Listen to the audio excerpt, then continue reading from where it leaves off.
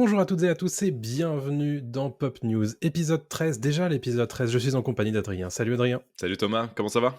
Ça va super, on se retrouve aujourd'hui comme d'habitude dans notre rendez-vous quinzomadaire de récap de l'actualité pop culturelle. Comme d'habitude, vous êtes là, c'est que vous appréciez. A priori, n'oubliez pas les petits pouces en l'air sur YouTube, sur Dailymotion, sur TikTok, sur tout ce que vous voulez, sur Instagram également, mais aussi, surtout, c'est très important, les étoiles sur vos applications préférées de podcast et n'oubliez pas l'abonnement si ce n'est toujours pas fait. Qu'est-ce qu'on fait habituellement dans cette émission? On fait les brèves pop culturelles de la quinzaine, donc on essaie de faire assez rapidement le tableau de ce qui s'est passé dans les 2 dernières semaines. Ensuite, Adrien nous fait son point box-office et ensuite, qu'est-ce qu'on fait? Le gros sujet.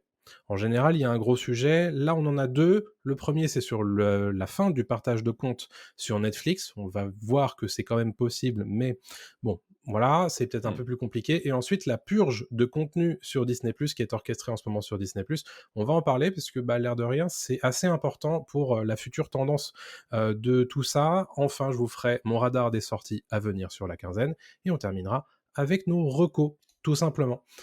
Je vais te lancer tout de suite sur la première brève de cette quinzaine, c'est la Mais date vas-y. de sortie de Loki saison 2. Yes, Loki saison 2 qui a enfin une date de sortie, on en parlait il y a quelques pop news, mais là c'est bon, c'est officiel. Loki saison 2 sortira le 6 octobre 2022 sur Disney+. En tout cas, le premier épisode ou peut-être les 2 premiers.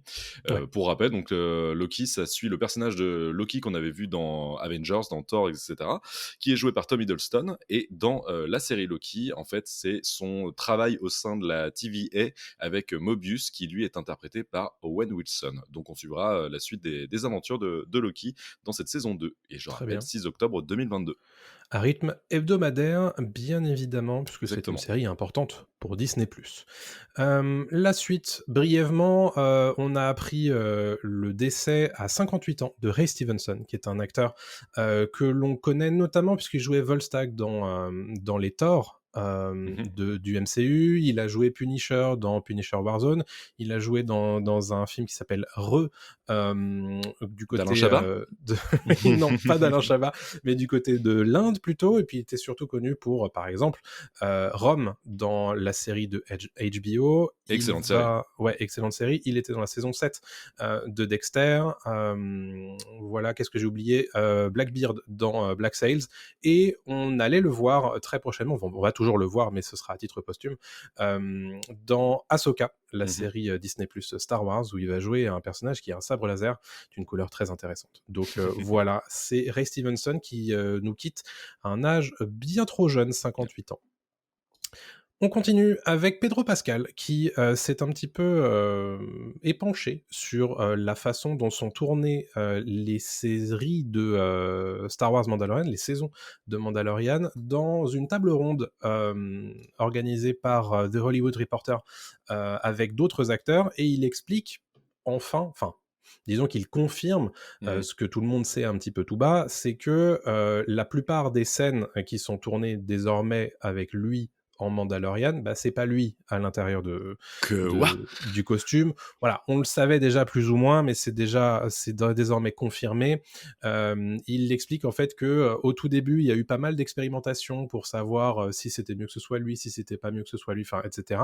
Et en Mhm. fait, c'est mieux pour lui que ce soit pas lui, parce que il dit tout simplement que 4 mois dans ce costume-là, physiquement, c'est compliqué pour lui. Ouais, j'imagine. Donc voilà, et en plus, ça lui a permis de faire beaucoup d'autres choses, notamment de tourner dans The Last of Us, que l'on connaît désormais pour le grand succès que ça a eu à partir du mois de janvier Ah oui. sur HBO, tout Ah, il a un simplement. planning chargé maintenant, Pedro Pascal, hein. Et puis rappelons qu'il a 2 cascadeurs aussi qui, rentrent dans le costume de The Mandalorian. Alors j'ai plus les noms, hein, des cascadeurs, mais maintenant qui sont crédités à chaque épisode, Ouais. ce qui prouve qu'eux aussi, voilà, ont leur importance. Et bah, maintenant il a un petit peu un rôle de doubleur, plus que Oui. d'acteur, en fait, j'ai l'impression, quoi. C'est Mm. bon, à voir, quoi. Et faut pas du tout être choqué de ça, hein, puisque c'est pas du tout la première fois que ça arrive dans l'univers Star Wars. On rappelle tout simplement que le meilleur méchant de l'univers Star Wars, c'est quand même Dark Vador, et C'est c'est vrai. pas du tout James Earl Jones dans le costume, mais pourtant c'est lui qui lui donne sa voix. Donc Mmh, mmh bon, mh. voilà, ne soyons pas non plus trop effarouchés par cette news, c'est juste une confirmation. Tu vas nous parler du futur de l'univers John Wick. Ouais, John Wick, le studio, Lionsgate, donc qui, produit John Wick a confirmé que John Wick chapitre 5 était en développement, alors que le John Wick chapitre 4 est sorti il y a à peine 2 mois. Donc les fans, sont heureux d'apprendre cette news, mais encore mieux, il y a 3 autres, spin-offs de la franchise John Wick qui sont en préparation. Alors on savait déjà, qu'il y avait la série The Continental qui sortira Mmh. très bientôt, sur les écrans et aussi Ballerina avec Anna de Armas, en tête d'affiche. Ouais. Mais il y a apparemment un autre, spin-off, dans les cartons. Pour l'instant, on n'en sait pas plus, mais en tout cas, voilà, la franchise, John Wick, est très, très, en vue et en vogue, en ce moment à Hollywood et on rappelle, que John Wick chapitre 4 a rapporté plus de 428 millions de dollars au box-office mondial, ce qui a permis à la franchise de dépasser le milliard de dollars de recettes, depuis le début, depuis son existence, depuis 2014-15 si je me trompe pas. Donc en C'est beau. 10 ans, elle a rapporté un milliard de dollars. C'est pas dégueulasse. Oui, pour un film sans prétention, de d'action comme ça, ça le fait. C'est Ça pas le fait. mal du tout, voilà. Je Pour pense qu'ils sont l'instant, plutôt contents. voilà, John Wick chapitre 5 est en préparation, on n'en sait pas plus, on sait pas quand est-ce qu'il sortira, est-ce que ce sera toujours Keanu Reeves, et cetera, et cetera. On vous en dira plus quand on aura les infos, mais bon, je pense qu'il faudra patienter un tout petit peu.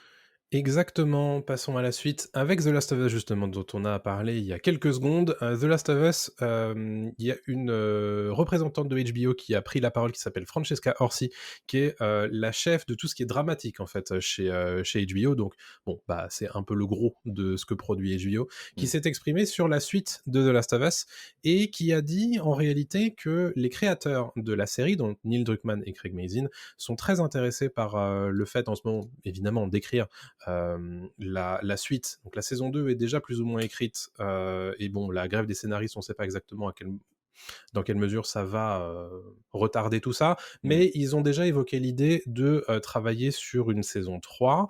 Alors elle-même ne sait pas exactement à quel point ils sont avancés dans cette réflexion, et elle-même non plus ne sait pas si ça va donner lieu à une saison 4, etc. etc. Donc pour Mmh. l'instant, on est vraiment dans la phase exploratoire de ce que peut être la suite de The Last of Us. On le rappelle quand même, euh, le deuxième épisode du jeu vidéo est quand même beaucoup plus long et Très dense. Ouais. beaucoup plus dense que Mmh. le premier jeu.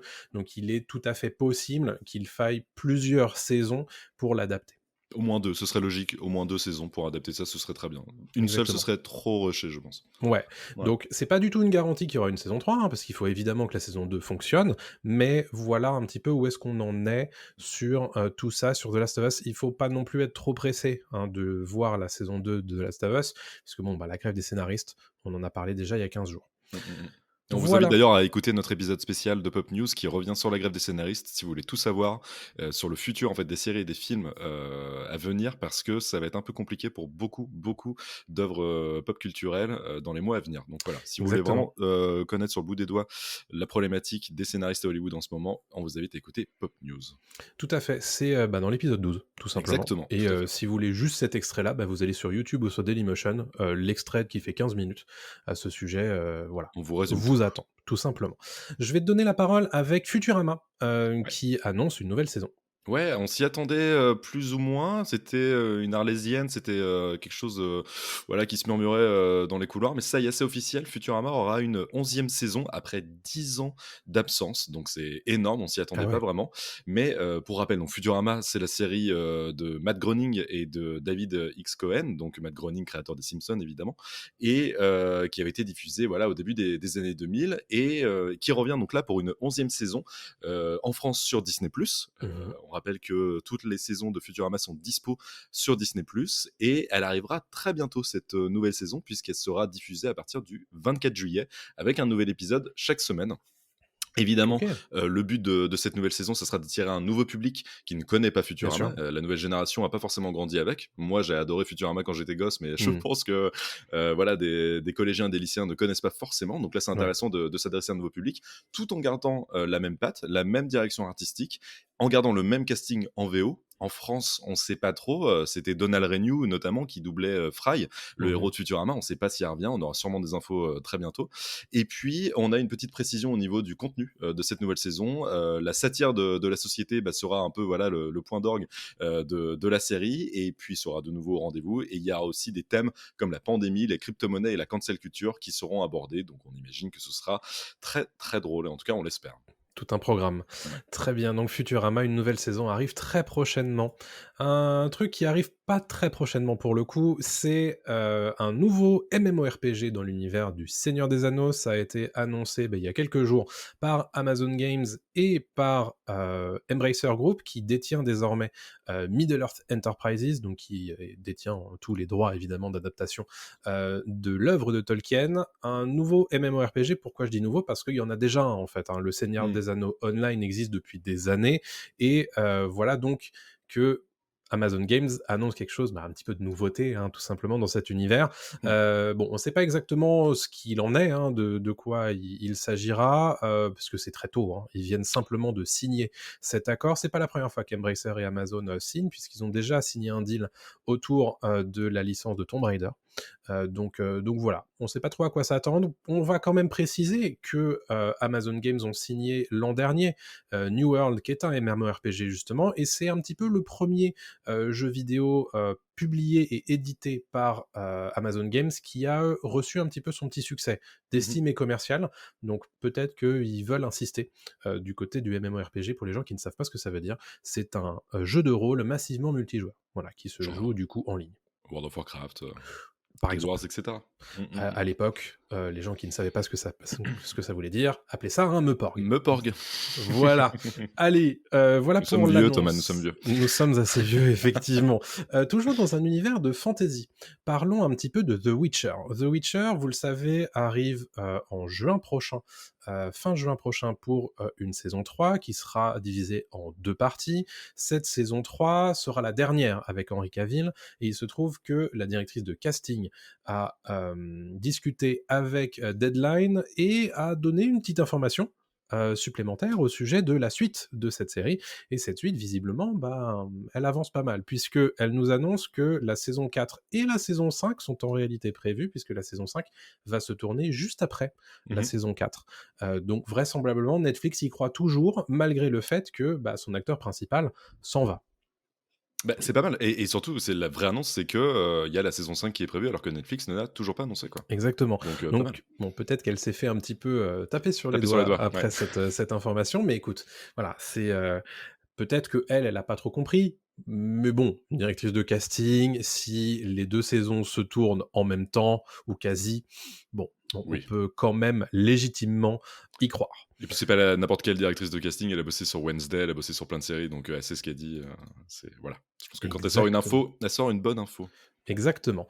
Je te propose qu'on fasse un petit point sur, le PlayStation Showcase, qui est un Mmh. petit peu la première conférence qui lance le Summer Game Fest. Le Summer Game Fest, c'est un petit peu ce qui remplace l'E3, qui en général fait, lieu à une grande batterie d'annonces autour du monde du jeu vidéo. L'été, c'est un petit peu le grand carrefour des annonces et on va faire un petit point, là-dessus puisque, il y a pas mal d'annonces et de jeux vidéo qui ont été présentés. Le premier sur lequel je voulais revenir, c'est Assassin's Creed Mirage, Mmh. qui a été présenté pour la première fois avec une petite séquence de gameplay de 2 minutes, un truc comme ça, enfin un trailer de gameplay. Et surtout, on a enfin la date de sortie de ce jeu, c'est le 12 octobre prochain, sur à peu près tout, hein, évidemment. Oui, Euh, normal.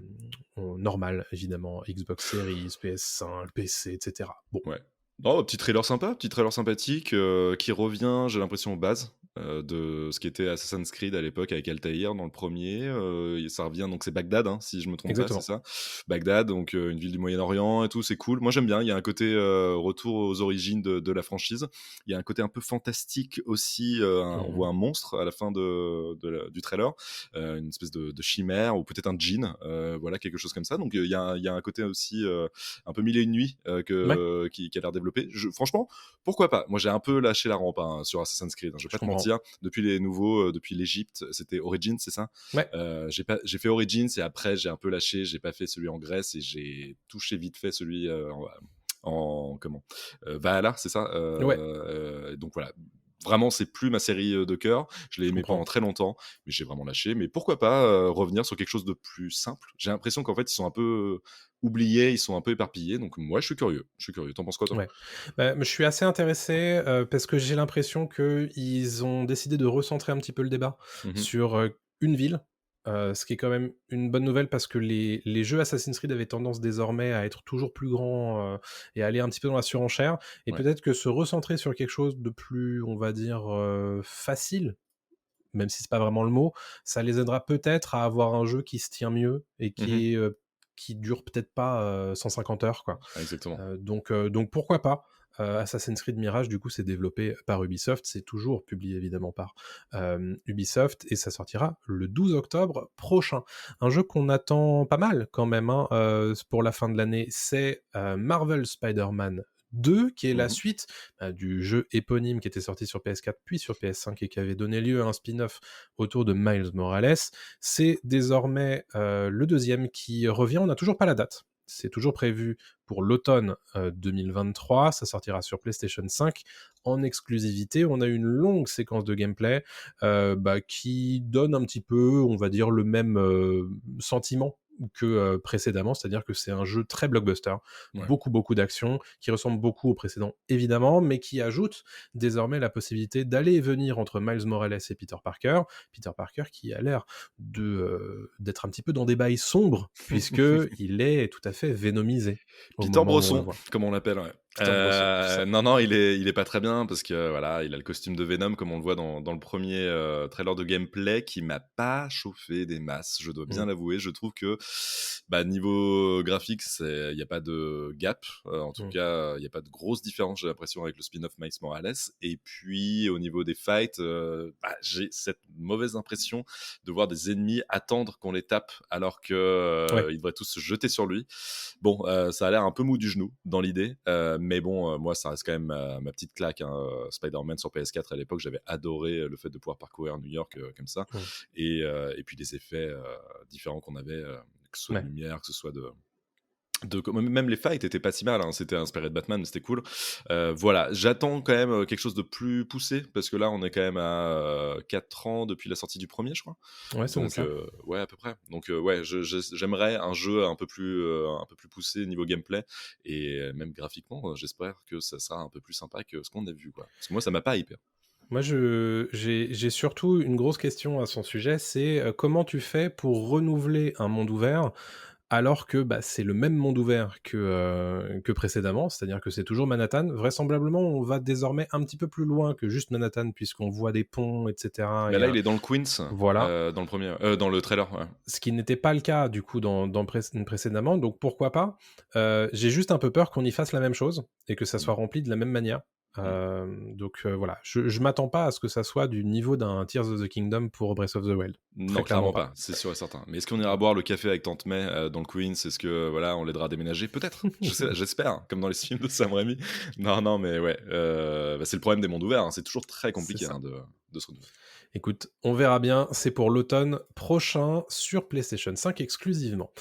Sur un jeu également dont il faut qu'on parle, c'est l'annonce d'un remake, d'un jeu qui est plutôt bien aimé, c'est Metal Gear Solid 3 Mmh. Snake Eater qui va avoir désormais son remake, alors pas uniquement sur PlayStation 5, hein, mais aussi sur Xbox Series. Oui. Voilà, alors moi j'y ai jamais joué, j'ai jamais joué à un Metal Gear Solid, est-ce que toi, c'est ton genre de truc? C'est mon genre de truc, c'est mon genre, alors Metal Gear Solid 3 est mon préféré de la franchise, même si j'aime OK. énormément le 2, mais le 3, là, je suis en train de regarder la date, c'était il y a quasiment 20 ans, qu'il est Waouh! sorti. Il est sorti en 2004, ouais, donc petit Adrien, il jouait sur sa PS2 à l'époque et il avait adoré, j'étais fan. Moi, j'étais vraiment très, très fan. Il y a ce côté, James Bond à mort, déjà dès le générique, qui est, une copie d'un générique de James Bond. On est plongé dans la jungle, ça se passe dans les années 60. Il y a ce truc de guerre froide, génial, le scénario était cool, parce que, le problème de Kojima, c'est qu'il se perd souvent dans des trucs techno, Oui. notamment dans le 2. Même si Mmh. dans le 2, c'était génial parce qu'il arrivait à anticiper un petit peu les réseaux sociaux d'aujourd'hui. Mais en tout cas, dans le 3, il y a un truc beaucoup plus low-tech Mmh. qui était super, et c'était plus simple à prendre en main, c'était plus simple à comprendre, c'était un truc un peu séparé de la franchise en général. Et là, un remake, ça peut être excellent, quoi. Faut voir ce qu'ils en font parce que s'il y a plus la folie un peu bizarre de Kojima, ça peut être un peu étrange. Eh oui. Mais faut pas qu'ils en fassent un produit trop calibré, quoi. Ouais. À l'époque, il faut se rappeler aussi qu'il y avait eu un remake du premier Metal Gear qui s'appelait Mmh. Twin Snakes, qui était Ouais. sorti sur GameCube, Mmh. qui était très très bien, mais qui avait mis les potards à fond et transformé le jeu en jeu d'action. Mmh. Snake courait sur des missiles, etc., etc. Donc là, à voir s'ils font la même chose, j'espère pas. Mais je suis très chaud, de toute façon, un remake de Metal Gear, c'est très, ouais, c'est très intéressant parce que aujourd'hui, ça permettra à la nouvelle génération de le découvrir aussi, quoi. Ouais, Donc voilà. carrément. Bah, ça sortira, on sait pas quand par contre. Non. Un autre jeu, je crois qu'on a la date, mais je l'ai pas noté, dans le conducteur, c'est le 17 octobre, qui sort Alan Wake 2. Alan Wake 2, qui est la suite 13 ans après d'Alan Wake. Alors pour les gens qui connaîtraient pas Alan Wake, c'est un jeu vidéo, narratif et d'action qui était sorti du coup en 2010 sur Xbox 360 uniquement à l'époque et qui nous mettait, dans la peau d'un écrivain qui va prendre sa retraite dans le Maine, pour écrire justement, et il va commencer à se passer des choses un petit peu étranges, Mmh. surnaturelles, très à la Twin Peaks, à la Stephen King, etc. C'est vraiment les inspirations principales de ce jeu, et une suite arrive enfin 13 ans après. C'est toujours développé par Remedy, mais cette fois c'est édité par Epic Games, et bah, honnêtement, moi j'ai regardé ce trailer et je suis super chaud en fait. Pareil, pareil, ça a l'air trop bien. Ça a l'air fou, encore plus développé aussi au niveau de l'histoire, même des mécaniques de gameplay. Mhm. L'ambiance a l'air vraiment dingue, surnaturelle encore une fois, et Ouais. cetera. Et puis la performance capture aussi, on voit que c'est des vrais acteurs là. Enfin, Mhm, mhm. non, ça a l'air super. Je sais pas ce qu'ils ont prévu exactement, est-ce que c'est une suite directe ou pas? Parce que c'était un peu dur à suivre, hein, le premier, on va pas se Oui, mentir. Mais pas évident. ouais, mais ça a l'air très très bien. Carrément. Et un deuxième personnage principal, du coup, a été présenté, qui s'appelle Saga Anderson, Mmh. qui est une flic du FBI.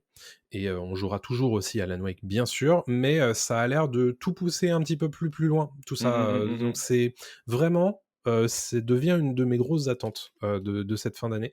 Ouais. Donc j'espère qu'ils se seront pas loupés.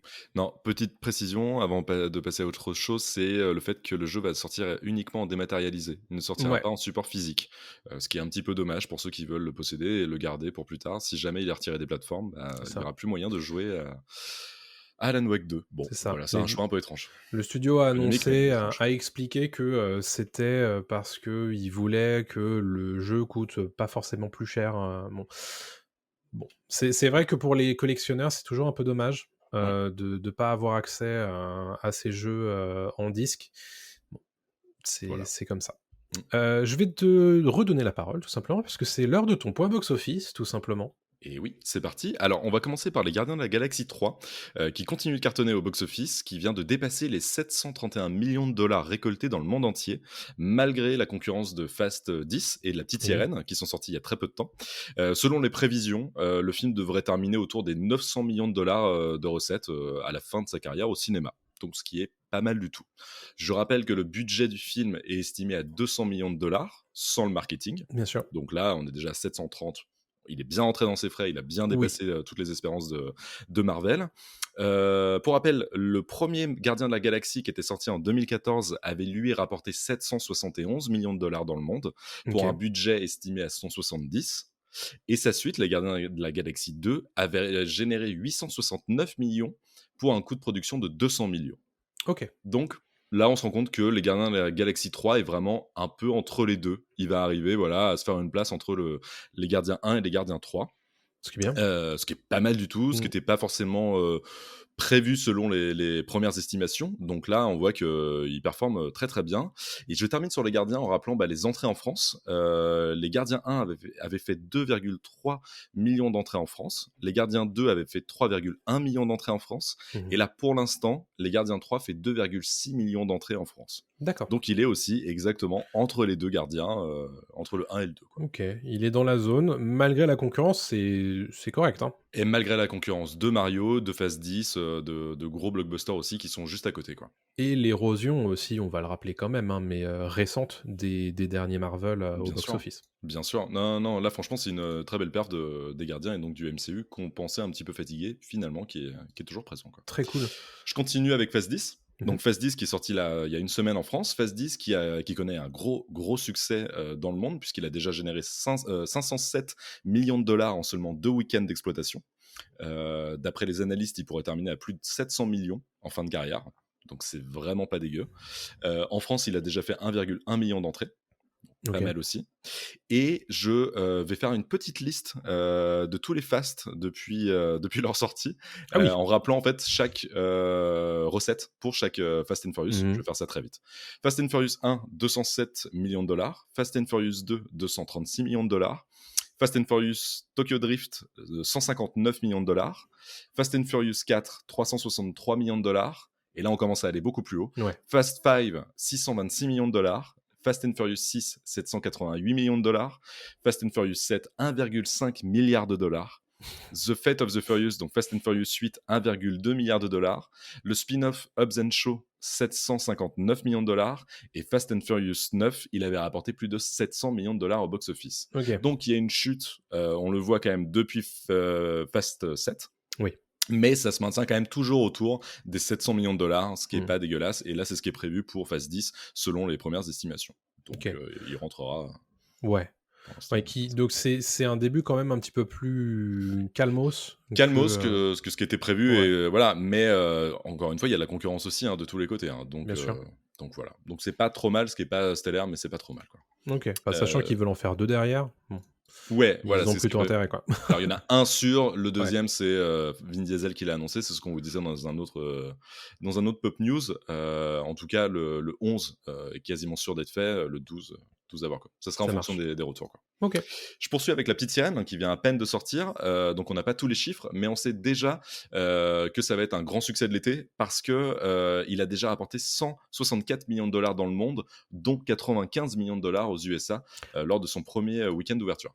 Ah oui! Ouais, les gens se sont massivement rendus dans les cinémas pour découvrir cette version live de La Petite Sirène OK. de Disney, quoi. Donc pour l'instant, c'est des chiffres un petit peu de début, donc on n'a pas Oui. vraiment des estimations globales à faire, Mmh. mais c'est déjà un bon point et un bon lancement pour le film, quoi. OK. Bah, j'aurais pas cru, tu vois? Bah moi non plus, je pensais pas que les gens étaient hypés à ce point-là, quoi. Bon. Je poursuis avec Super Mario. Mmh. Super Mario, donc voilà, qui continue d'exploser les compteurs. Il est actuellement à 1 milliard 278 millions de dollars de recettes récoltées dans le monde. Les prédictions indiquent qu'il pourrait terminer à 1 milliard 350 millions, ce qui est énorme. Et il est déjà, en fait, avec ce chiffre de 1 milliard 270 millions, il touche la petite sirène, n'importe quoi, la Reine des Neiges, qui Ah lui ouais. avait terminé à 1 milliard 280 millions. Donc là, il est Oh! vraiment à 2 millions de dépasser la Reine des Neiges au box-office, ce qui est énorme. Donc il va forcément les dépasser, Bah il va oui. forcément dépasser la Reine des Neiges. Donc là, ça en fait l'un des dessins animés les plus rentables Ouais.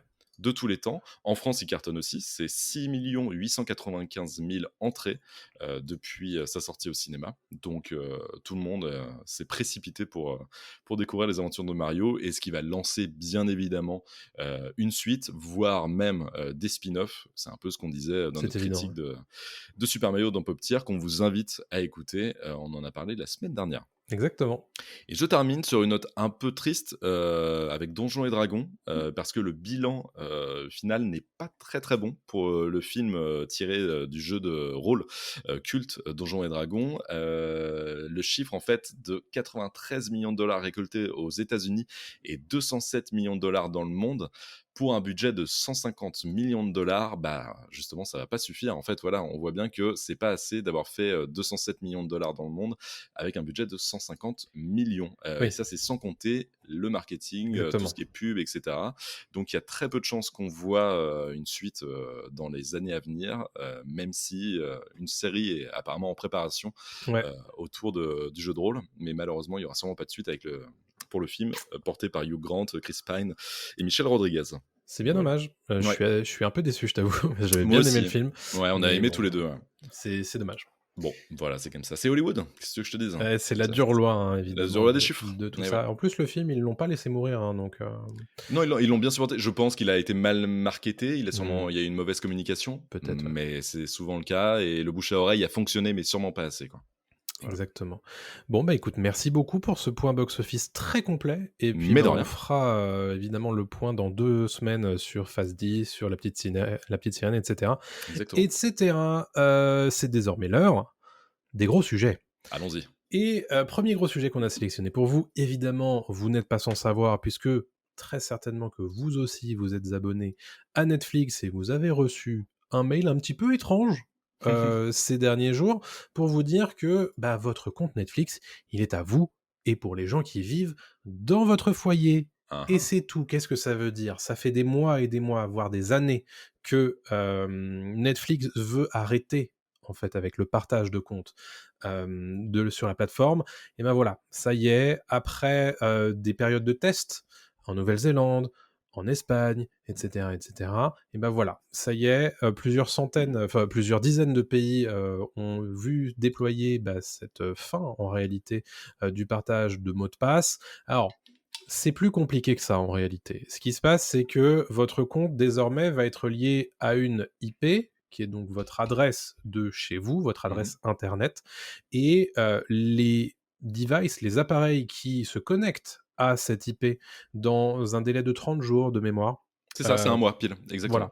voilà, Mmh. peuvent, accéder à Netflix en dehors du domicile, mais après le délai de 30 jours, il va falloir vous reconnecter à cette IP. Mmh. Donc ça veut dire que ça laisse quand même la possibilité de toujours partager avec des gens qui viennent régulièrement à votre domicile, mais ça devient de plus en plus compliqué. On va préciser quand même aussi que Netflix a laissé la possibilité aux gens de toujours partager leur mot de passe, Mmh. mais moyennant finance, à partir de 5,99 € par mois pour un utilisateur supplémentaire. Ce C'est qui ça. commence à faire assez cher, hein, puisque, mis bout à bout, je sais plus combien c'est 10 € je crois, le tarif de base sans pub et ensuite Mmh. pour les écrans supplémentaires, on arrive très vite à 15-16.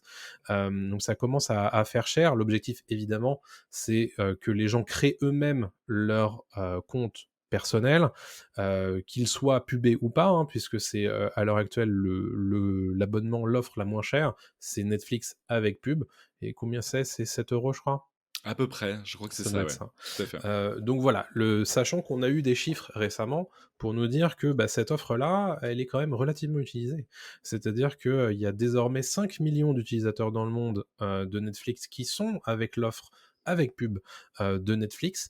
Donc en réalité, ça fonctionne et un quart, a priori, des nouveaux abonnés Netflix sont des abonnés Netflix pubés. Oui. Voilà. Oui, oui, et on voit, il y a un âge aussi médian, qui a été annoncé. C'est 70 des membres soutenus par la publicité, en gros ceux qui sont souscrits, à cet abonnement, sont âgés de 18 à 49 ans et l'âge médian des abonnés, est de 34 ans. Donc on voit vraiment que c'est, D'accord. je pense des jeunes actifs, cadres, sûrement, des gens voilà qui ont les moyens, quand même de travailler, mais pourtant c'est un âge, médian de 34 ans. Comme quoi les publicités parce qu'à une époque, c'était aussi un des grands arguments de Netflix, c'est la télé, Mmh mais mh. sans les pubs Oui. et c'est à peu près ce que tu veux voir. Mmh mh. Là, désormais, c'est, bah, en fait, les gens, finalement, les publicités, ça les dérange peut-être pas tant que ça. C'est ça. Est-ce Je qu'on revient crois. un peu sur le côté technique quand même, Bien juste pour sûr, préciser aux gens, voilà, je peux refaire un tout petit truc, je t'en prie. petit résumé. En gros, donc tu l'as déjà dit, hein, mais vraiment je vais un tout petit peu répéter, mais Netflix en fait définit le foyer principal d'un utilisateur à partir de son adresse IP. Donc c'est lié au réseau Wi-Fi de votre télé, de votre ordinateur, de Mmh. votre tablette, etc. Donc c'est pas forcément lié à votre télévision, hein. C'est Oui. vraiment peu importe l'équipement que vous utilisez pour regarder Netflix, c'est vraiment lié à cette adresse IP. Et ensuite, en fait, il n'y a aucune action qui est requise de la part de l'utilisateur. C'est juste Netflix qui voit si votre application est ouverte et s'il y a un contenu qui est lancé sur Netflix pour valider la connexion au foyer. Mmh. Donc vous, en fait, vous n'avez pas besoin de valider quoi que ce soit. Tant que vous utilisez Netflix chez vous, C'est ça. Netflix a compris que vous étiez dans le foyer. Ouais. Ensuite, si vous partez, admettons, en vacances Mmh. pendant 30 jours, donc un mois, vous pouvez utiliser Netflix à l'étranger. Si vous partez, je sais pas, en Allemagne, au Japon, n'importe où, il n'y a pas de souci. Vous pouvez toujours utiliser Netflix, mais au bout de ces 30 jours, eh bien, hop, il coupe l'arrivée d'eau. Il n'y a plus moyen de se connecter à Netflix. Si vous partez 2 mois en vacances, vous ne pourrez pas vous connecter à Netflix. Et il faudra absolument revenir dans votre foyer, utilisez l'adresse IP de votre foyer pour relancer la machine et donc relancer votre compte. D'accord. Donc c'est quand même un peu compliqué. Si vous faites rien d'autre, hein, sinon vous pouvez préciser que vous êtes, voilà, autre Voilà, part dans une résidence secondaire et cetera. Ça, exactement. il y a Ouais, d'autres cas de figure. ouais, Mais vraiment, si vous faites rien d'autre, ça vous coupera l'arrivée de contenu de Netflix, quoi. ouais. Il y a cette possibilité, en fait, de te réauthentifier Mmh. dans une nouvelle adresse en réalité. C'est-à-dire Exactement. que si au bout du 31e jour, mettons, je sais pas moi, tu vas, 6 mois à l'étranger, au bout du 31e jour, il va te dire: Est-ce que c'est ça ton nouveau foyer en fait?» Et là, Oui. du coup, tu vas dire: «Oui» et il va t'envoyer un mail en mode, bah, «Il faut que tu te réauthentifies, voici le code que tu dois utiliser pour mettre sur ta télé», j'en sais rien, sur ton Mmh. téléphone et cetera. Donc ça sera possible. Mais c'est une Mais démarche compliquée. voilà, donc Si il tu es dans faut, un Airbnb, et que tu le changes toutes les 2 semaines, tu vois, et que tu es en voyage, voilà. tu pas forcément envie de te mettre en compte principal, partout. Exactement. Ouais, Mais l'objectif, du coup, évidemment, pour Netflix, c'est de, bah, choper plus de thunes, hein, on va bien pas se sûr. mentir. C'est, l'excuse qu'ils ont, annoncée, c'est, bah, en fait, ils perdent un peu d'argent et l'objectif, c'est, bah, de faire en sorte que, ils puissent réinjecter tout ça dans des productions, des Mmh nouvelles mh. productions. Mmh. Bon, c'est le leader du marché quand même avec 232 millions d'abonnés dans le monde. Je C'est pense énorme. que ça va. S'ils veulent investir, ils savent investir. Bien sûr. Mais c'est vrai que, bah, comme d'habitude, hein, c'est la course à toujours faire plus. Donc maintenant qu'ils en ont 232, il en faut plus et surtout faire en sorte que, chaque abonné rapporte plus Oui. que, ce qu'il n'est. C'est le fameux, revenu par utilisateur Mmh qui mh. est une grosse, grosse, grosse donnée très importante, aux États-Unis et pour tous les streamers. Et l'objectif, c'est évidemment de faire en sorte que, bah, ça rapporte plus. Donc qu'est-ce qu'on fait?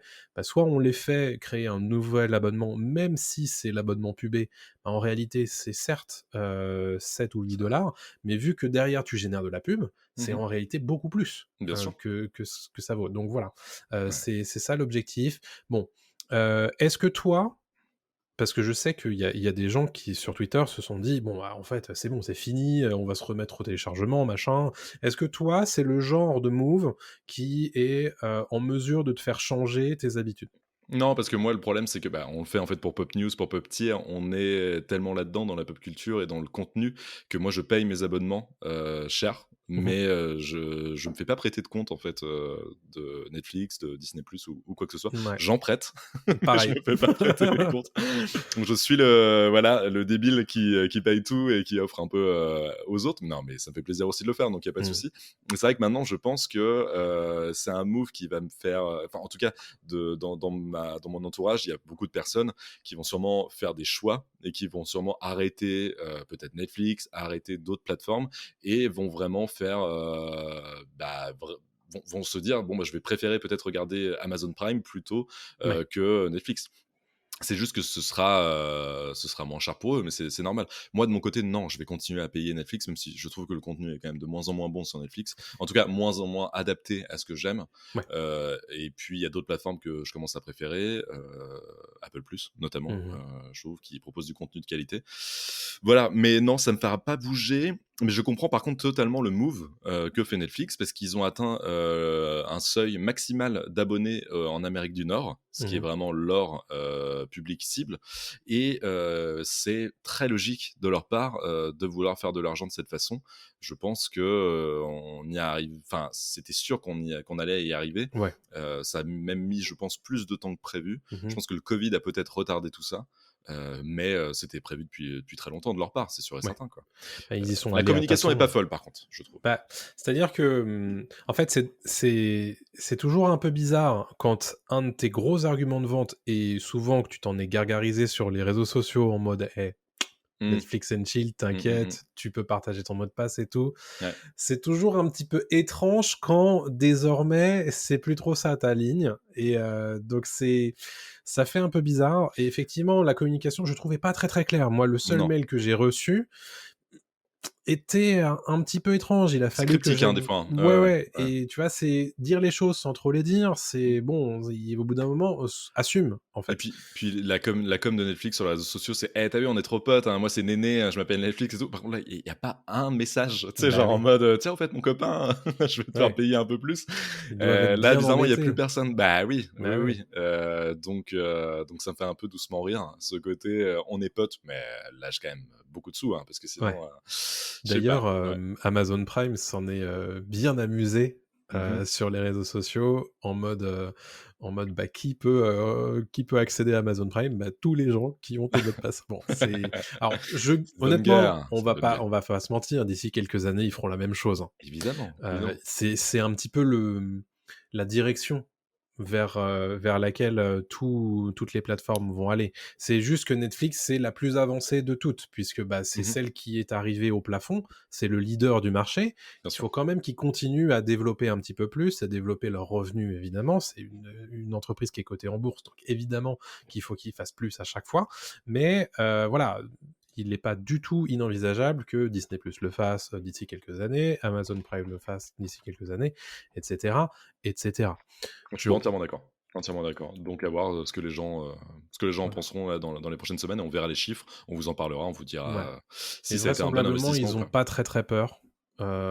Ça va provoquer des désabonnements, mais ça va provoquer d'autres abonnements Bien qui sûr, seront pubés, des choses comme ça, ça quoi. compensera la perte d'abonnés, c'est évident, Donc c'est voilà, sûr et certain. s'ils le font et qu'ils l'ont testé quand même pendant longtemps, c'est que c'est qu'ils sont confiants. Complètement.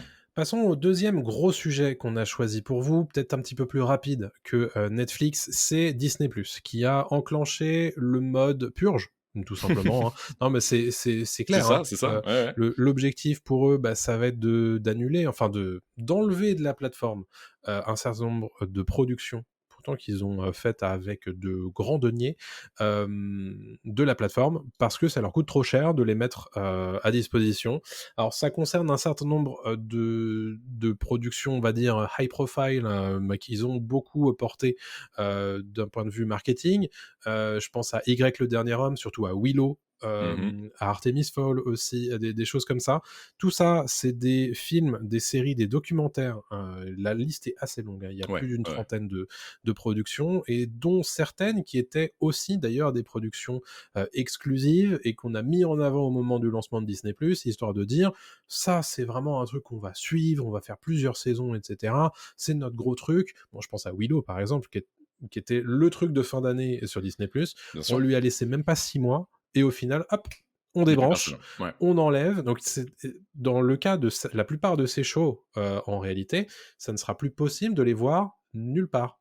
Et c'est ça, c'est ce que je te disais avec, Alan Wake tout à l'heure. C'est ce côté dématérialisé où, bah, c'est fini, ça s'est évaporé. On n'a pas le support, on n'a plus rien. Ceux qui sont fans, bah, OK, la série n'a pas marché, mais tu as le droit d'être fan. Bah, c'est dommage, je trouve. Exactement. C'est le revers de la médaille un petit peu des plateformes, quoi. Et c'est les premiers à le faire, ce genre de move, de purge, voilà, aussi importante, mais ça viendra chez d'autres plateformes, c'est sûr et certain, quoi. Moi, je suis un Ouais. peu triste, hein, pour ces séries-là, notamment Why, The Last Man, que j'aime Ouais, beaucoup. Bon, tant pis, quoi. Mais ouais. on va pas vous faire la liste, hein. Clairement, Non, non, la on liste fait est pas la extrêmement liste. longue. Ouais. C'est beaucoup de séries américaines, hein. Mmh. En tout cas, c'est beaucoup de séries, on va pas se mentir aussi, c'est logique qu'ils les dégagent de leur Ouais. catalogue parce qu'elles n'ont pas marché et parce que c'était un peu niche pour certaines, parce que voilà, c'est des trucs un peu même télé-réalité parfois, mais c'est des trucs qui disparaissent vraiment totalement quoi de la plateforme. C'est pas juste une série annulée. On pourrait se dire tiens, je dis n'importe quoi, la 1899 de Netflix est annulée, mais elle est toujours dispo sur la plateforme. Tu peux toujours la regarder cette série. Là, c'est vraiment, il y a plus rien quoi. La disparition totale, Ouais. sans laisser de traces, vraiment, puisque la Ouais. plupart de ces productions, en réalité, ne sont pas disponibles en DVD ou sur support physique ou quoi que ce soit. Donc du coup, bah, voilà. Alors, il n'est pas du tout inenvisageable qu'un certain nombre de ces productions soient achetées ailleurs pour quelque temps, de la même manière que, bah, Netflix, par exemple, achète de temps en temps, les droits de diffusion pendant X mois, années, de certaines productions, qui sont pas en interne. Friends, par exemple. Par exemple, il est pas du tout inenvisageable que Willow retourne quelque part et que d'ailleurs, les chiffres puisse légitimer éventuellement une suite. Mmh. D'ailleurs, Jake Kasdan Jonathan Kasdan, pardon, qui écrit Willow, s'est exprimé sur Twitter en disant que bah, lui, il était plutôt content en fait de ce truc-là, parce que ça laissera peut-être la possibilité à Willow de faire autre chose et d'avoir une suite, etc. D'avoir une Alors, deuxième vie? Ouais. un autre écrivain, un autre scénariste de la série Willow qui s'appelle John Bickerstaff, est lui beaucoup plus aigri à ce sujet, disant que c'est quand même assez abusé de faire ce genre de move-là, alors qu'on est en pleine grève des scénaristes, et Oui. que le fait de retirer ces choses de la plateforme fait que justement ces scénaristes ne vont pas récupérer ce qu'on appelle des residuals, donc des revenus en fait supplémentaires à post-sortie. C'est quand même un petit peu, bon, Oui, pas très c'est sympathique. pas très, très, très fou. Et pour continuer sur les déclats, il y a aussi Bryan Cranston, donc Walter White dans Breaking Ouais, Bad, qui lui avait joué dans le film Le seul et unique Ivan, ouais, qui est un film sur un gorille que j'ai pas vu, hein, mais qui était sorti en 2020 sur Disney+. Et bah le film est supprimé des plateformes et Bryan Cranston a dit bah profitez-en avant que le film disparaisse parce que c'est peut-être la seule fois que vous pourrez le voir en fait parce que après exactement. ce sera terminé quoi. Donc même les acteurs en parlent aussi quoi. C'est un move qui a touché Hollywood récemment et Ouais. qui moi j'ai peur que ça se poursuive sur d'autres plateformes quoi. Bah, Mais disons que c'est pas la première fois que ça arrive, puisque l'an dernier, on avait parlé de la même chose autour de Max et HBO. oui. Warner avait fait pareil, avait sorti la truelle et avait purgé Batgirl, Mmh. Scooby-Doo, etc. Et là, c'était encore pire, puisque ces œuvres-là n'étaient même pas sorties à l'époque. C'est vrai. Et là, c'était vraiment histoire de dire, on va économiser des impôts, etc., etc. Et Mmh. là, tu peux pas vraiment le dire. Mais ils ont l'air de dire que c'est pour faire des économies à hauteur de 2 milliards de dollars quand même. Donc vraisemblablement, c'est pas la première fois que Disney Plus fera ça et que d'autres plateformes le feront. Il n'y en a Mmh. pas du tout, d'ailleurs, à l'abri que Netflix fasse ça Bien sûr. d'ici quelques temps. Après Donc bon, si c'est pour réinvestir dans de nouveaux contenus pourquoi pas mais disons que le tant qu'il y a quelque chose, tant que ces œuvres-là finissent par être disponibles ailleurs, pourquoi pas? Mais mmh. disons que c'est quand même toujours un peu pénible pour les téléspectateurs, mais imagine pour les créateurs. Mmh. T'imagines quel signal tu envoies aux créateurs de dire bah écoutez, nous on est d'accord pour produire ce truc-là, mais si ça se trouve dans 6 mois, Il y a plus ça rien. n'existe plus. Ouais. Ouais, Quand ouais. même un peu dommage. Non, c'est dommage et puis comme tu l'as dit, le timing est pas dingue non plus, avec la Ouais, grève des scénaristes. Donc exactement. voilà. Voilà pour ces 2 gros sujets, qu'on voulait évoquer, sur cette quinzaine. Qu'est-ce que vous en pensez? N'hésitez pas à nous dire ça, sur les réseaux sociaux, dans les commentaires de ces vidéos, puisqu'on le rappelle, hein, tout ça, c'est disponible sur YouTube, sur Dailymotion et sur des formats courts sur TikTok, Instagram, et cetera, et cetera. Je vais vous faire mon radar habituel des sorties. Je vous en avais parlé déjà il y a 2 semaines, mais jour de sortie de ce podcast, on a Spider-Man Seul contre tous, qui est désormais appelé Spider-Man Across the Spider-Verse dans les affiches françaises, donc ça y est, Enfin. c'est sorti le 31 mai. À nouveau, Miles Morales catapulté dans le multivers où il rencontre des héros d'autres Spider-Man et il va être un petit peu confronté à eux. Toujours le 31 mai, on a Renfield qui, lui, met en scène Dracula et surtout son assistant Renfield, joué par Nicolas Hoult, avec Nicolas Cage dans le rôle de Dracula. Ça a l'air rigolo. Mmh. J'irai peut-être voir ça. Ouais. Le 6 mai, je crois, le 6 juin, 7 juin, pardon, j'avais caché mon petit conducteur, du coup je ne voyais plus. Transformers Rise of the Beasts de Steven Caple Jr. C'est à nouveau un film d'action adapté de la licence Transformers. C'est le 6e Déjà. de la série, sans compter le Bumblebee qui était un spin-off. Oui. Bref, donc ce nouveau volet se déroule au cœur des années 90 et nous emmène aux 4 coins du globe, et une toute nouvelle faction de robots Transformers qui s'appelle les Maximals, qui se joignent aux Autobots. Et Mister V qui double un des C'est vrai, Transformers. Voilà, exactement. je pose ça là. Ça sort le 7 juin prochain. Le 14 juin, c'est la sortie d'un des gros blockbusters de cet été, c'est The Flash, d'Andy Muschietti avec Ezra Miller, Michael Keaton, Michael Shannon, Ben Affleck, un certain nombre de caméos, dont un qui a été spoilé par le réalisateur cette semaine, donc on a décidé de pas vous en parler pour pas Chut. trop vous en dire. Le pitch, c'est les réalités s'affrontent lorsque Barry Allen se sert de ses super pouvoirs pour remonter le temps et modifier son passé, mais ses efforts pour sauver sa famille ne sont pas sans conséquence sur l'avenir et le multivers Eh ben dis donc. également. Bravo Tout Barry. ça, c'est les sorties en salle. Il y a aussi énormément de sorties streaming, dont Yellow Jackets, dont je n'ai pas prévu de petites illustrations, désolé, mais c'est la saison 2 qui est désormais disponible sur Canal+, à rythme hebdomadaire, malgré le fait que la saison 2 soit terminée aux États-Unis. Pour rappel, le pitch, c'est après le crash d'un avion, des lycéennes d'une équipe de football luttent pour leur survie dans une région sauvage du Nord, et 25 ans plus tard, les survivantes se sont reconstruites, enfin presque, car une question revient sans cesse, mais qu'est-ce qui s'est passé pendant les 19 mois qu'a duré leur calvaire? C'est la saison 2 qui revient sur Canal+, à rythme hebdomadaire, et Yellow Jackets, tu me l'as confirmé, c'est quand même très bien. Très sympa, c'est très, très sympa et moi je suis en train de commencer la 2 qui vient d'être diffusée sur Canal+, il y a les 2 premiers épisodes. C'est très cool, ça alterne vraiment entre passé et présent, il y a un côté un peu Lost, un côté, folklore, horreur à la Midsommar, c'est pas mal. Franchement, Stylé. non, je suis très content de mater ça en ce moment. Très cool. 2 juin sur Netflix, on a Manifest qui revient pour sa dernière saison, je crois que c'est la quatrième, une série dramatique surnaturelle avec une histoire de passagers dans un vol d'avion. Honnêtement, j'ai vu ça de loin, mais j'ai jamais regardé. Mais je vous le dis quand même, ça arrive du coup le 2 juin sur Netflix en intégralité, j'imagine. Le 2 juin également, Vortex, c'est une rediffusion d'une série France Télé qui été diffusée de mémoire en début d'année.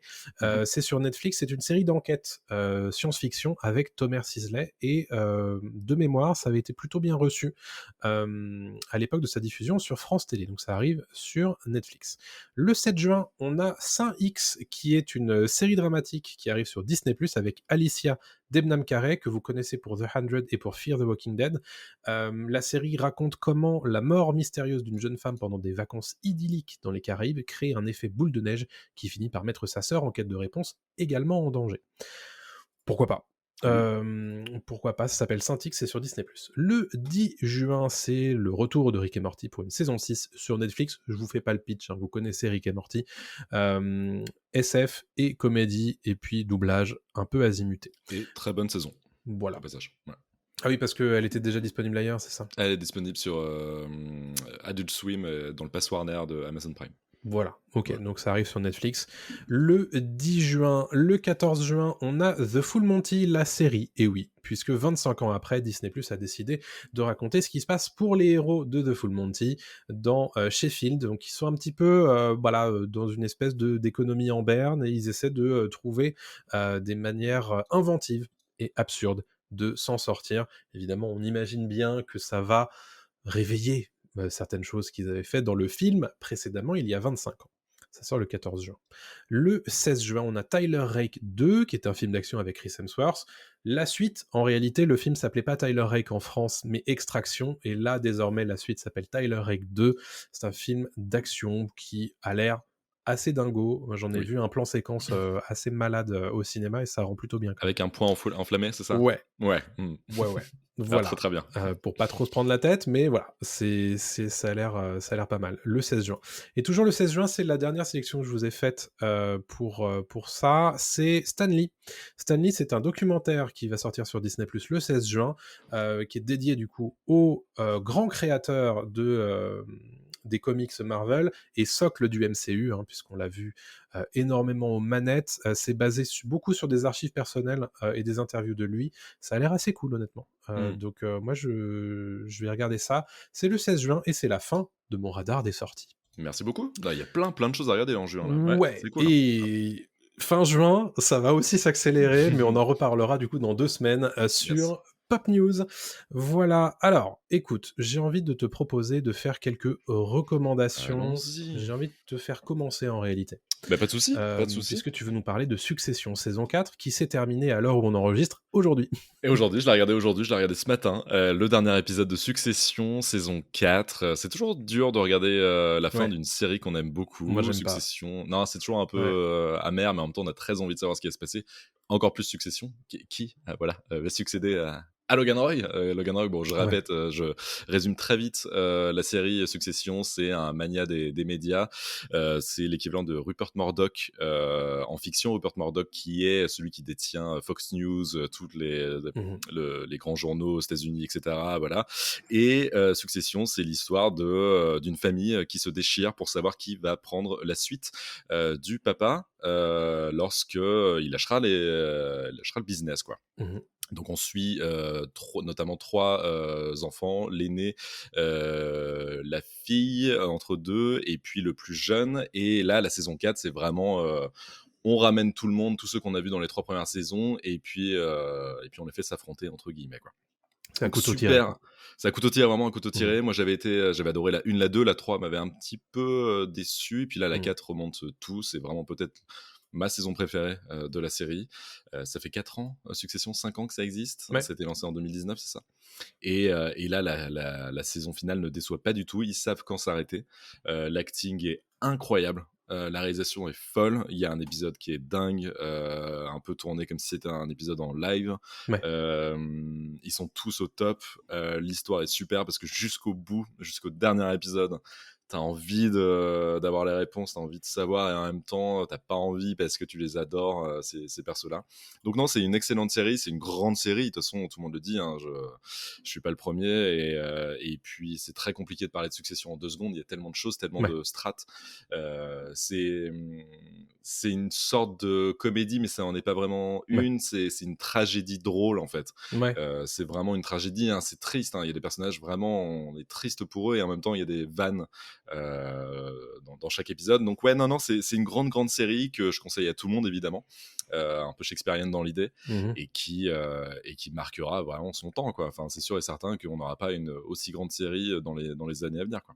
Donc, C'est disponible où en France? alors c'est disponible sur Warner, enfin en tout cas sur Amazon Prime, avec le pass Warner, parce que maintenant OCS a perdu les droits Exactement. de HBO, et donc tout HBO est sur le pass Warner. C'est disponible, voilà, sur Amazon Prime si on achète le pass Warner, aux côtés des Sopranos, aux côtés de Game of Thrones, de toutes les séries HBO, quoi. Et OK. c'est ma grosse reco. Toi aussi, j'imagine que tu vas Moi, regarder, quoi. c'est-à-dire que j'ai pas encore regardé, la saison 4, mais voilà, de ce que j'ai vu des 3 premières saisons, c'est évidemment une grosse reco. Tu seras pas Heu, déçu. Ouais. ouais, ouais, il y a cette façon de voir ces gens, horribles, Mm. se détester et se mettre des coups dans les roues, et il y a le côté satirique, mais aussi tragique me plaît beaucoup, en fait, Bien sûr. dans cette série. OK, et ben écoutez, la saison 4 qui, se termine, bah, aujourd'hui à l'heure où on enregistre Ouais. ce podcast. J'allais dire cette vidéo, puisque nous sommes en vidéo également. Je l'ai dit, hein, déjà. Ouais, tu l'as dit. Redis-le. Allez, je vais vous parler, comme on en a parlé il y a 2 semaines, de Zelda Tears of the Kingdom, puisque ça fait 35 heures, en fait, que j'y joue, et Ouf. je vais confirmer ma reco rapide de, la dernière fois, parce que le jeu est juste incroyable. Mm. C'est la suite de Breath of the Wild, c'est le même monde ouvert, mais ils l'ont tellement réinventé. Rien que le monde, mais aussi les mécaniques de jeu, dont tu as parlé un petit peu il y a 2 semaines, mais le fait de combiner des armes avec des éléments de décor, de créer des choses avec ces éléments de décor, des véhicules. Bon, il faut même pas regarder les réseaux sociaux tellement il y a des trucs incroyables, en fait, que Et des les trucs gens très font. drôles, hein. Ouais, Ah ouais, des trucs très drôles, mais aussi des trucs tellement malins, et tu te ouais. dis: «Ah ouais, non mais en fait, tu peux faire ça avec ce jeu». Il y a un côté tellement bac à sable, Mmh. dans ce jeu, encore plus que le précédent, et moi j'y croyais pas, en fait, quand j'ai vu, les tests pour dire, que Nintendo avait suivi un triomphe avec Breath of the Wild par un autre triomphe avec Mmh, Tears of mmh the mh. Kingdom, et Mmh. c'est vrai. J'y passe un temps, démoniaque, en fait, c'est vraiment un aspirateur à temps, Ouais. ce jeu, et j'y passe vraiment un bien meilleur moment que ce Breath of the Wild, que j'avais arrêté au bout de 15 heures, parce que, bah, c'est difficile de reprendre un jeu Zelda, pour moi en tout cas, quand tu l'as laissé pendant quelques jours, Mmh mh. et donc du coup j'avais fini par le laisser. Mais celui-ci, j'y passe tellement un bon moment que j'y joue un peu tous les jours, tu vois. Mmh. Et je pense que ça va me permettre aussi peut-être de revenir sur Brest. Bien sûr. Mais honnêtement, Ah, ça serait compliqué, je pense. Tu verras pas l'intérêt de ouais. revenir sur Brest, je pense. Et en fait, il y a tellement de trucs qui sont cool dans ce jeu et qui Ouais. sont des nouveautés, mais tellement bien pensées. D'ailleurs, il n'y a pas de bug dans ce jeu. C'est assez hallucinant. C'est Ah, assez fou, hein. il y a un truc quand même qu'il faut le dire, parce que c'est que les capacités de la console, la Nintendo Switch, sont vraiment arrivées à leurs limites. Mmh. Tu vois que bon, il y a quand même des moments où c'est Ça rame compliqué un peu, hein. d'un Ouais, ouais. point de vue, voilà, ça Mmh. lag. Mais malgré ça, je passe tellement un bon moment que voilà, je le vous recommande Mmh. évidemment. Si vous avez adoré Breath of the Wild, vous allez adorer Tears of the Kingdom. Seul petit bémol, moi, c'est que bon, je peux pas changer les contrôles sur la manette, et j'aimerais bien quand même qu'un jour un grand développeur, un grand éditeur comme Nintendo puisse nous laisser faire à peu près ce qu'on veut des contrôles. Moi, j'ai un pote qui a beaucoup de mal, par exemple, et c'est pas un jeu qui est fait pour lui, quoi. Et Non, je comprends. c'est Ouais. vraiment dommage. Déjà, faut pas avoir de gros doigts parce que Par la exemple. manette de Nintendo, enfin de Switch, elle est pas dingue pour ça. Et même si on a une officielle un peu plus grosse, filaire ou pas, ça reste quand même un mapping de boutons qui est mal foutu. Je crois que tu peux juste changer le bouton du haut et le bouton du bas. Ouais.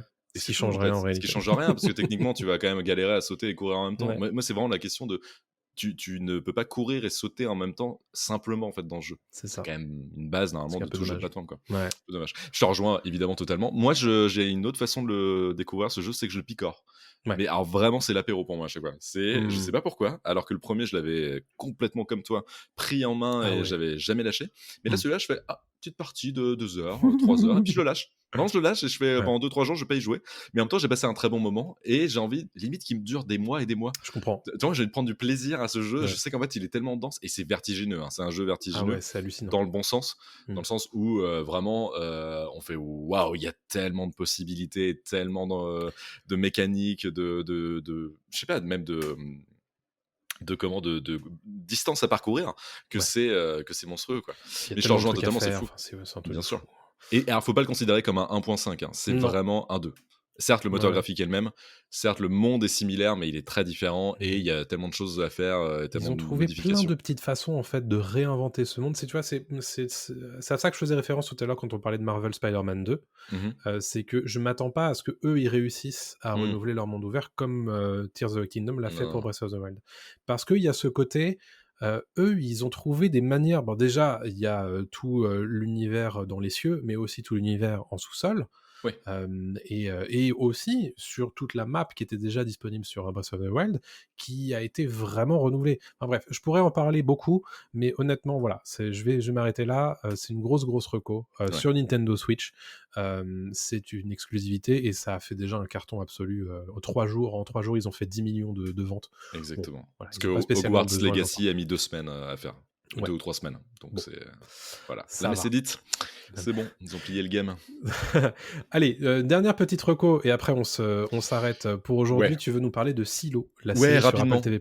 Exactement, c'est une série sur Apple TV+, qui est tirée d'un bouquin super que j'ai terminé juste avant de commencer la série. Alors c'est, pour la faire très simple, Snowpiercer, le transpersonnage, donc Snowpiercer, qui avait été adapté en film Mmh. par le coréen, j'ai perdu son nom, par Chan-wook, Bong je crois. Joon-ho? Bong Joon-ho, merci. Bong Joon-ho avec Chris Evans et qui avait aussi été adapté en série sur Netflix, série pas dingo, mais en gros l'histoire de Silo c'est la même, mais à la verticale. En gros, c'est dans un silo à missiles qui fait une centaine d'étages, donc qui est creusé dans le sol. On retrouve plusieurs strates sociales. En haut, les gens un peu plus riches. Au milieu, les gens voilà, qui bossent un petit peu sur des marchés, dans des Mmh. fermes, etc. Et tout en bas, les mécanos qui, eux, s'occupent de faire tourner le silo. Il y a à peu près 10 000 âmes qui vivent dans le silo. Et on suit l'histoire de Juliette. Juliette, qui en fait est une mécano à la base et qui va devenir shérif du silo, qui va enquêter sur ce qui se passe à l'intérieur du silo et surtout qui va peut-être découvrir des choses sur l'extérieur du silo parce qu'on leur fait miroiter aux gens à l'intérieur que le monde est pas si dingue que ça et pas si beau, mais peut-être que si, peut-être que non, c'est pas trop. Donc voilà, c'est une très bonne adaptation du bouquin, c'est très fidèle. Vraiment, je l'ai fini juste 2 jours avant de commencer la série, donc c'est extrêmement fidèle. On trouve Rebecca Ferguson dans le rôle principal, qu'on avait vu elle dans Dune, qu'on retrouvera dans Dune partie 2 d'ailleurs, et dans les derniers Missions Impossibles, hein, donc Rebecca Ferguson qui le fait super bien. Elle est excellente. On trouve aussi d'autres acteurs comme Rashida Jones qu'on avait vu Mmh. dans The Office, qu'on avait vu dans Parks and Recreation.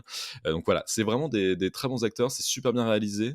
Il y a Common aussi, Common qu'on a Ouais. vu dans John Wick chapitre 2, dans mes souvenirs. Donc voilà, il y a plein d'acteurs différents et ils sont tous très très bons. La réal est super et c'est toujours compliqué ces séries-là de se dire comment ils vont l'adapter quand on a lu le bouquin avant. En disant, mais attends, c'est un silo, là il y a les étages, il y a les escaliers, mais c'est un bordel et tout. Et en fait, tu le vois tout de suite, tu fais, ok, bah en fait c'est ça, c'est exactement ça que je Ouais. voyais et c'est comme ça qu'il fallait l'adapter et qu'il fallait le mettre en image. Donc pour l'instant c'est parfait, c'est du tout bon. C'est tous les vendredis sur Apple TV Plus. Mmh. Apple TV Plus. Apple TV+. Merci. C'est tous les vendredis et je crois qu'il y a 9-10 épisodes, un truc comme ça. OK.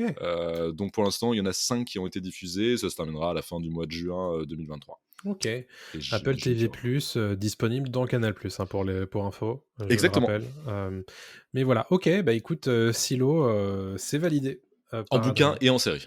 OK, Ouais. bah, Mm. allez-y sans aucun problème. C'est la fin de Pop News épisode 13. Merci à tous de l'avoir écouté. J'espère que cette vidéo et ce podcast vous a plu. On se donne rendez-vous la semaine prochaine pour parler d'un film avec Pop Tier. C'est quoi? Je sais plus. Si, je Ah sais ce que si, c'est. tu te C'est rappelles? Cross the Spider-Verse. Exactement. Bah oui. On parle la semaine prochaine de Spider-Man Qui et est juste derrière toi d'ailleurs, si on regarde bien. Alors pour ceux qui nous écoutent, ils ne le verront pas, mais sur la vidéo, on le verra. Il y a un petit artbook que c'est je vrai, vois derrière toi. Voilà. Que je c'est jalouse vrai. d'ailleurs, qui a l'air très très bien. Ouais. Donc voilà, voilà pour Pop News. N'oubliez pas, comme d'habitude, je vous le refais, les étoiles, c'est super important sur vos applications de podcast, les abonnements sur vos applications de podcast, évidemment.